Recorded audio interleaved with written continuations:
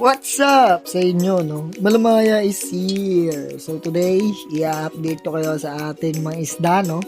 Ito nga pala yung ating mga for out acre. So papansin nyo, naka-aquarium na tayo guys, no? Upgrade tayo ng kaunti, no? Kahit pa paano. So yan. Ito yung ating mga male, no? Sobrang dami nila guys. Yan. So sa kabila naman is yung ating mga breeder. Waiting na lang tayo mag-drop sa ating mga breeder guys. Tapos magse-select na naman tayo ng mga i-out natin, no? Kasi meron pa tayo sa black tab. Sobrang dami nila guys. Kung papansin nyo lang. So ito yung ating mga breeder guys, no? Jabombits. Bilog na bilog. Napaka-solid. And dito naman sa mga fry, diba? Sabi ko magkakaling tayo. Malapit na. So 28 magkakaling tayo sa ika 1 month nila. Dito naman sa ating mga grow out, no, is dito tayo magkakalin, no. Mamimili lang tayo ng ibebenta natin. And yung matitira is bakit pamigay ko, no? Since December naman guys, no. And humabot na tayo ng 100 followers sa TikTok. So bilang regalo, yun ang ireregalo ko sa inyo guys, no? Kasi napaka-solid nyo, no. And dito naman tayo sa P-Dirt guys, no. Nasa aquarium na rin sila, no. Napaka-solid. Yung pakpak nung ating male, o yung ears niya, no, is nasira or napunit dahil dito sa female kasi nga sobrang aggressive ng female nung nag-drop siya. Hinabol na tong male guys, napunit, no. Parang kinagat niya ata.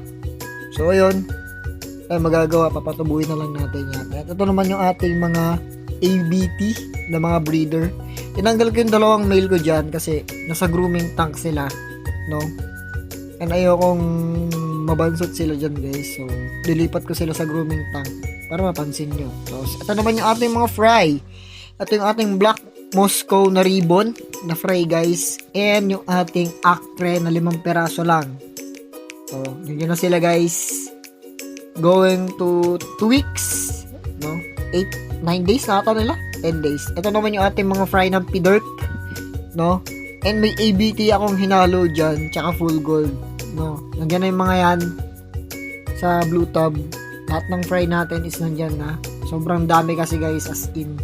And dito naman sa kabila is yung mga ating glass belly na fry, no? Sobrang dami yan guys, as in. Iba yan, nasa 1 month now. Yung iba naman dyan is ano pala ata, bago 1 week, no? Napakarami yan guys, as in. Hindi ko lang alam sa kung sila ilalagay kapag lumaki na. Tapos ito naman yung ABT natin na sinasabi kong ginugrooming ko guys. Ayan, dalawa sila dyan. Napaka-solid yun guys.